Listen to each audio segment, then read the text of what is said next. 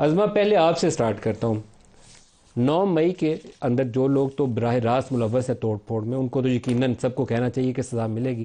لیکن اگر political workers تھے، وہ ریلی کا حصہ بن کے وہاں تک گئے ہیں، کہ ان کے ساتھ کچھ علیحدہ سلوک ہونا چاہیے، کوئی تخصیص ہونی چاہیے، یا ساروں کو ایک ہی چکی سے گزارا جائے؟ اور کیا فوجی عدالتیں ہی سزا دیں یا ریگولر سیولین کورٹ سزا دیں؟ دونوں کا جواب چاہیے. بہت شکریہ ملک صاحب. نہیں، اس میں تو کوئی دوسری رائے نہیں ہے کہ جس کا جتنا جرم ہوتا ہے ظاہر ہے اس کو اتنی ہی سزا دی جاتی ہے اور دی جانی چاہیے. اور یہ جو فوجداری قانون ہے اس کا یہ باقاعدہ طور پر ایک کمپوننٹ ہے کہ فوجداری قانون میں ہر ایک کے ایکٹ کے مطابق اس کو سزا ملتی ہے. لیکن یہاں پر پرابلم یہ ہے کہ 9 مئی کے واقعات کے حوالے سے ایک طرف تو کہا جاتا ہے کہ جی بڑا غلط واقعہ ہوا، بہت وہ ہوا، دوسری طرف نہ کوئی اعتراف کرتا ہے اپنے اتنے بڑے لیڈران کی آڈیو ٹیپس کی موجودگی میں، ان کے وہاں پر موب کو لے جانے کی شواہد کے باوجود، ان کے پورے ریکارڈ کے باوجود جو ہے وہ پھر بھی کہا جاتا ہے یہ والا کمیشن بنا دے، وہ والا کمیشن بنا دے. نہ آج تک کسی نے اعتراف کیا ہے، نہ کوئی اپنی تصحیح کرنا چاہتا ہے. تو اس کے بعد اب یہ جو طرز عمل ہے یہ آپ کے سامنے ہے.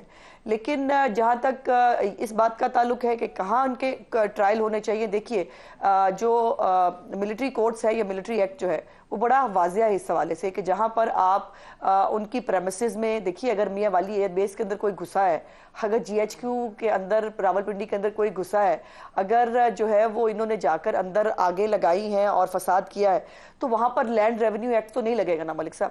وہاں پر یہ ایکٹ بنا ہی اس لیے ہے کہ جو ان کی پریمیسز کے اندر جا کر جو ہے نقصان پہنچانے کی کوشش کرے گا اس کا ٹرائل ملٹری کورٹ کے ذریعے ہوگا. اور یہ بائی دا وے جو عمران خان صاحب کی اپنی حکومت ہے اس کے دوران بھی ملٹری کورٹس کے اندر لوگوں کے ٹرائل ہوتے رہے ہیں. لیکن اب یہ سپریم کورٹ آف پاکستان کے پاس ہے جی فیصلہ، وہ جو بھی حکم فرمائیں گے ظاہر ہے اس کے اوپر عمل درآمد ہوگا. لیکن افسوس کی بات یہ ہے کہ 1 سال ہونے کو آیا ہے، ابھی تک نہ کسی نے اس واقعے کی اس طرح سے مذمت کی ہے جس طرح سے ہونی چاہیے، نہ کسی نے اپنے آپ کو ڈس ایسوسیٹ کیا ہے. مجھے یہ بتائیے، مراد سعید کی ایک آڈیو بڑی زبان زد عام ہے نا، وہ آپ نے بھی سنی ہوئی ہے، میں نے بھی سنی ہوئی ہے. وہ کہہ رہا ہے آپ کو جگہ بتائی گئی ہیں، بس آپ نے وہاں جانا ہے اور آپ نے جو ہے وہ یلغار کر دینی ہے. اس کے بعد مراد سعید صاحب کو جو ہے وہ ایم این اے کا ٹکٹ دینا، اور اب بائی دا وے مزے کی بات ہے ماشاءاللہ وہ اشتہاری بھی ہیں اور ان کو آج سینٹ کے لیے بھی جو ہے ان کو اہل قرار دے دیا گیا ہے، وہ سینٹ آف پاکستان کا الیکشن لڑیں گے.